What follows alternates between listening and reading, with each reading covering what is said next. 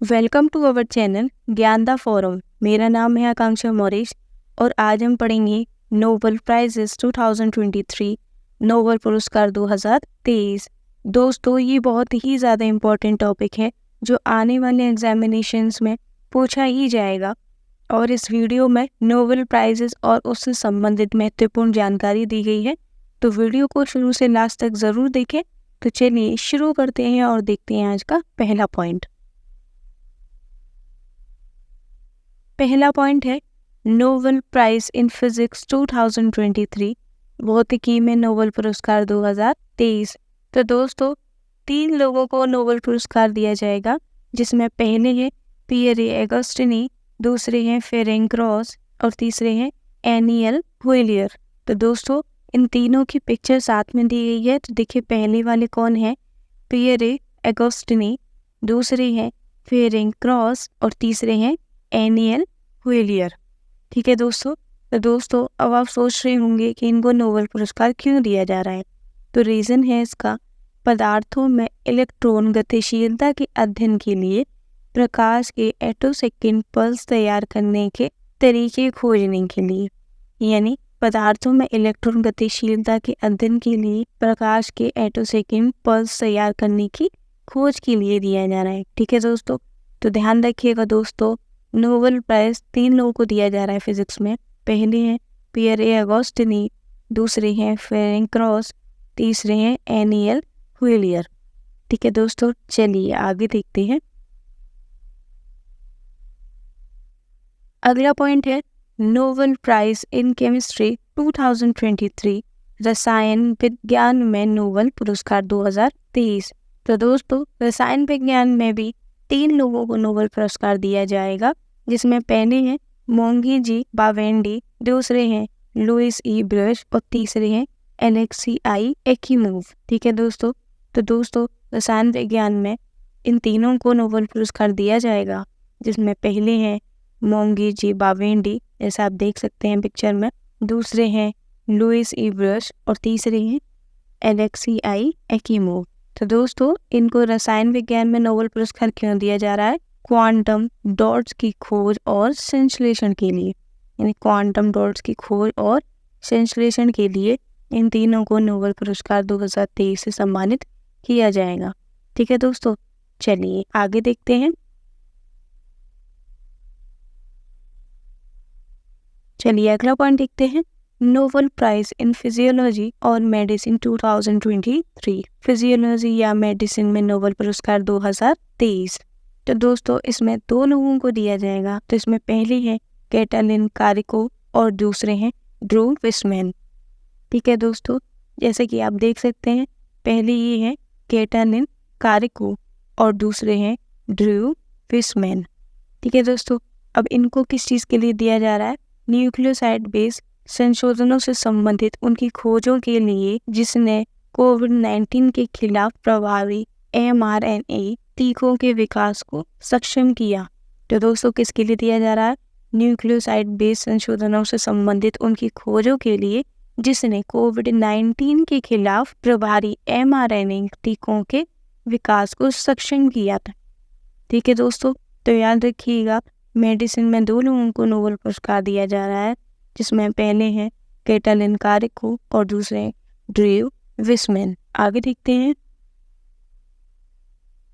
अगला पॉइंट है Nobel prize in literature 2023, साहित्य में नोबेल पुरस्कार 2023। तो दोस्तों, साहित्य में नोबेल पुरस्कार किसको दिया जा रहा है? जॉन फॉस को। ठीक है दोस्तों। तो जैसा पिक्चर में देख सकते हैं, ये है जॉन फॉस।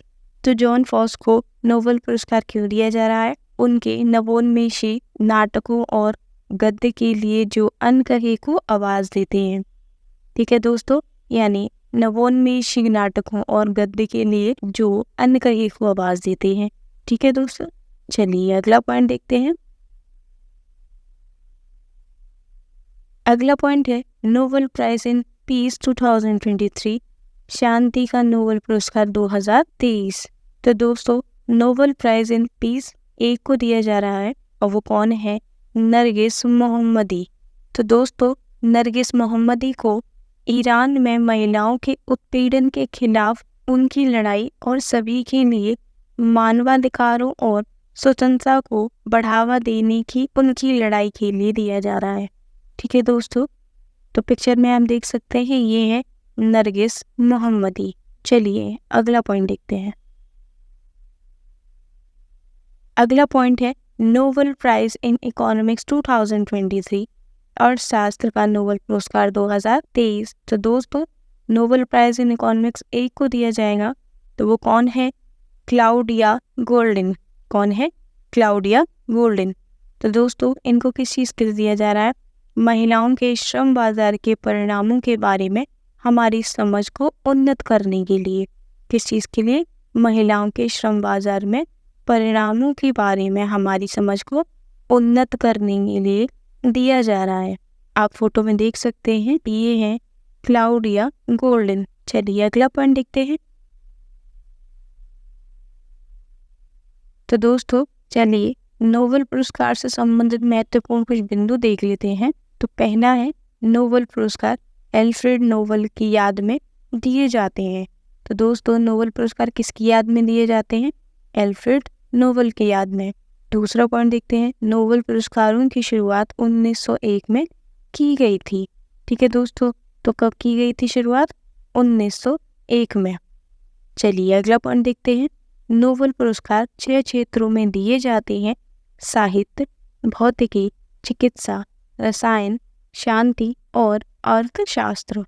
तो दोस्तों नोबेल पुरस्कार 6 क्षेत्रों में दिए जाते हैं, जिसमें पहला है साहित्य यानी लिटरेचर, भौतिकी यानी फिजिक्स, चिकित्सा यानी मेडिसिन या फिर फिजियोलॉजी, चौथा है रसायन यानी केमिस्ट्री, पांचवा है शांति यानी पीस और छठा है अर्थशास्त्र यानी इकोनॉमिक्स।